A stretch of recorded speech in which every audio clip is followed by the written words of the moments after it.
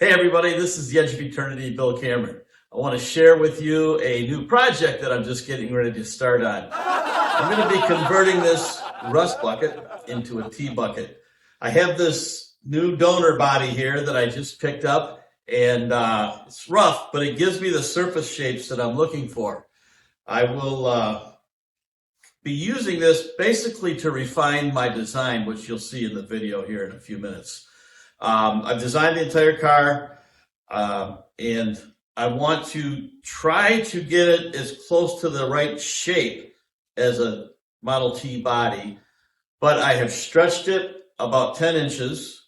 I have widened it 4 inches because these are pretty small little cars, and I want to be able to be somewhat comfortable in it, and the seats I want to put in it and whatnot just kind of ended up in those dimensions, just a little bit larger than, a standard Model T. So anyways, this is it. This is the beginning.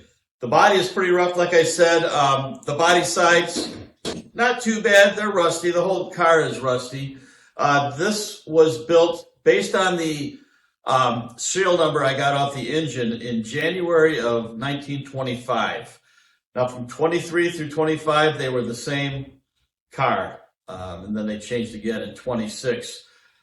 This one, I'm pretty happy with it for what it is. I'm going to be able to double check my shapes. So this is how I'm going to double check my shapes, the shapes that I have in my CAD system. I'm going to scan the body and convert the scanned image into a CAD file, computer-aided design. If you're not familiar with that, a lot of us are familiar with cardboard-aided design, not to be confused with computer-aided design. So I'm going to scan that, and then I'm going to overlay it with the body that I designed. And we'll be able to make sure my, lofts in my body sides and are the same, are accurate. And, the beads and things like that on the body, make sure those are correct. I want them to look as authentic as possible. Now, something different about this one than the one I'll be building. This was a touring model. So the touring model had a back seat. I didn't want any of that stuff. It was really rough. But I've got the back doors on this side and on the passenger side. So my plan is to actually cut the doors out up here or build the new panels around the doors, but I'm going to use the rear doors and have the suicide doors open on the car. So that's the plan right now. A couple other things I'm going to do is the cowl on this car is pretty nice. Now I'm going to be getting with Arco, where we've actually kind of gotten together to discuss all of this, and he's got some really high quality, good Model T parts that I'll be using for the actual car, the authentic ones I use. But this is going to do me good for getting my design set up, and who knows, I might use some of this if need be. I'll do that. Also with the car, I got the front leaf springs, the rear leaf spring, the rear cross member, one of the mid-car cross members. So I have those. I was able to get a Model T grill shell. Okay, see it here? Got this. It's a little rough, but that's okay.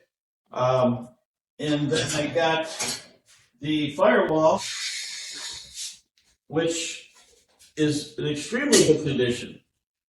Just a little rusty, but it could definitely be saved if I wanted to use it. This will be another thing that I'll have to cut and make a 4-inch patch down the middle to make it the proper width for what I want to build. So that's the body. I'm going to start doing the scanning and the refinement of the body design in the computer.